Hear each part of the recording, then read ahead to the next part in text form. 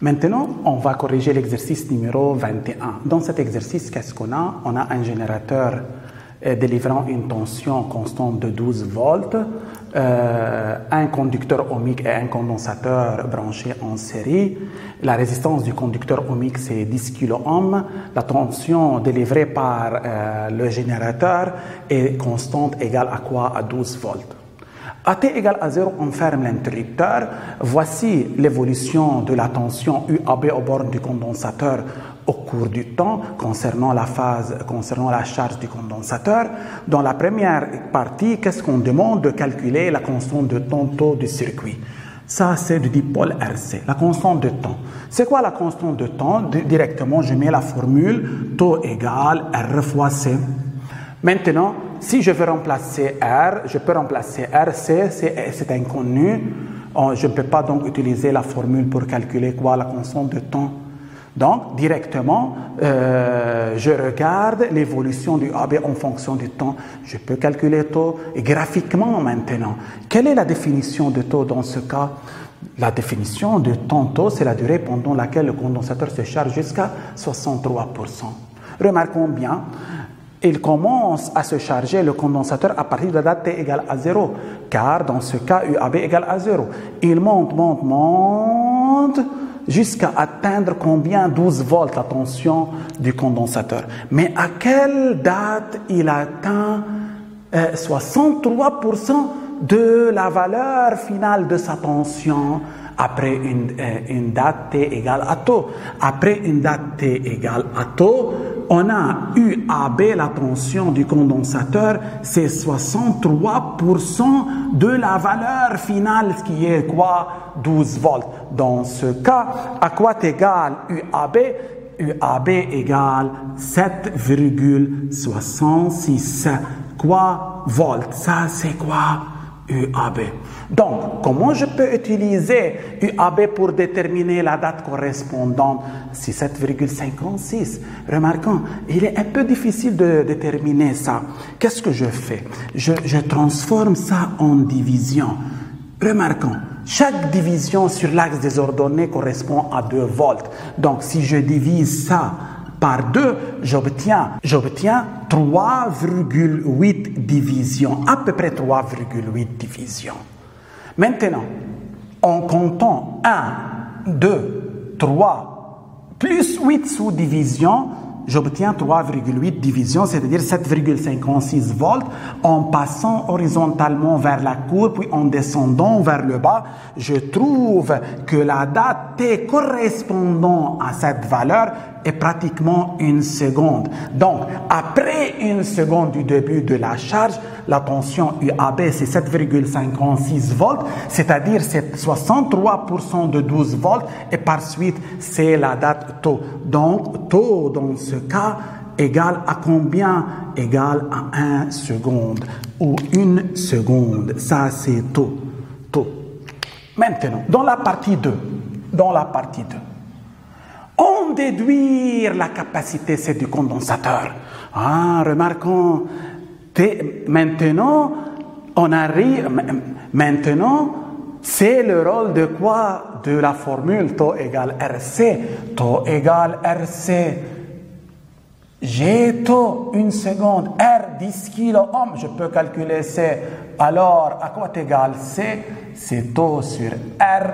Maintenant, C égale taux, c'est combien? C'est 1 seconde divisé par R, 10 kΩ, c'est-à-dire 10 fois 10 exposant 3 ohms.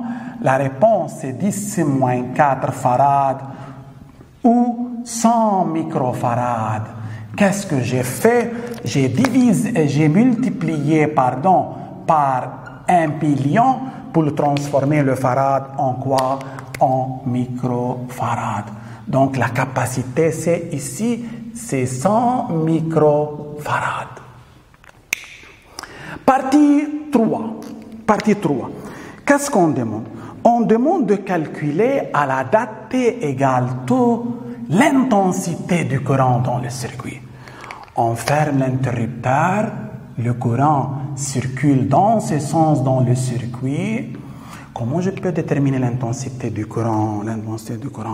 Toujours dans ce genre d'exercice, lorsque je veux calculer l'intensité du courant, je cherche la tension aux bornes du conducteur ohmique. À quoi est égale la tension aux bornes du conducteur ohmique? C'est RI. Mais lorsqu'on passe dans le sens positif, c'est-à-dire, je veux prendre ici un point M, UMA, je passe dans le sens de I, ça c'est MA, ça c'est plus RI. Si je veux déterminer, je peux déterminer UMA, donc je peux calculer I. UMA est égale à 12 volts? Non, elle n'est pas égale à 12 volts. C'est la tension aux bornes du générateur. Cette tension est distribuée entre les deux, d'après la loi d'additivité de tension. Ces deux dipôles sont en dérivation. N'oubliez pas. Comment je peux calculer? Si je peux connaître UAB, donc je peux calculer UMA, puisque 12 est divisé entre ces deux, 12 volts. Maintenant, on demande de trouver I à quelle date? AT égale taux. AT égale taux. À quoi égale UAB? UAB, c'est ça, 7,56 volts. 56 volts. Maintenant, en utilisant la loi d'additivité de tension, UPN égale. UPN, de P à N, je peux passer soit directement, soit à travers le circuit. C'est UP quoi? UPM plus U quoi? UMA plus UMA plus U quoi? UAB plus U quoi? Plus UBN. UBN, PM, MA, ABBN. Ce sont les tensions ici sont nulles. L'une au bord d'un interrupteur fermé, l'autre est au bord d'un fil de connexion. Remarquons, j'ai UPN, c'est 12 volts toujours. UMA à déterminer. Plus UAB. UAB, c'est combien? 7,56 à ce moment-là. Donc, je peux calculer UMA. UMA, c'est 12 moins 7,56, c'est 4,44 quoi?